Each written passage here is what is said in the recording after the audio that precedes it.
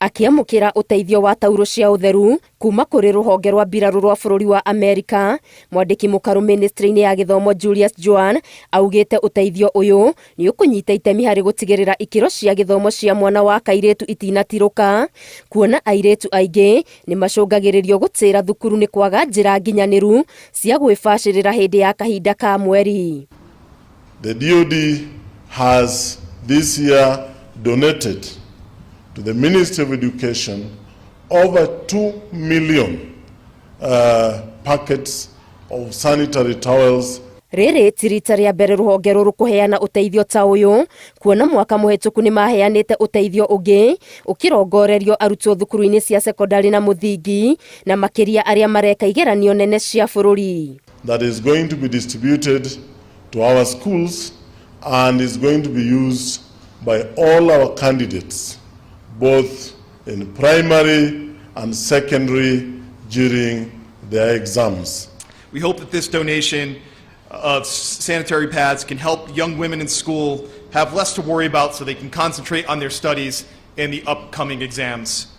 The difficulty that we have across the country now, caused by drought, of course, it started with COVID, then we have the Ukraine war, and now we have this drought that is ravaging the country and making life difficult for everybody across the country.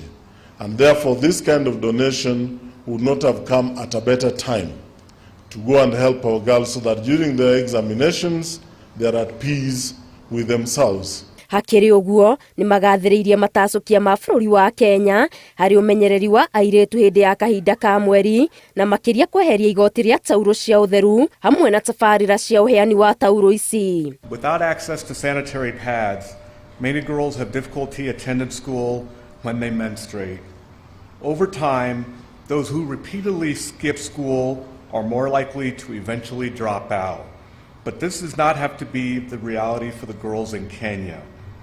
The United States government, through the U.S. Africa Command, AFRICOM, and the U.S. Defense Security Cooperation Agency's Overseas Humanitarian Disaster Civic Aid Program under the U.S. Department of Defense, is committed to keeping vulnerable adolescent girls in school so that they have the same opportunities as their male classmates. Kaunti ya Nairobi nĩ kuo gũkwambĩrĩrio kũheanwo taũru ici icoke itwarwo kaunti-inĩ ingĩ. Ngĩribotera Inooro TV, Getu wa Maria wa Mũigana.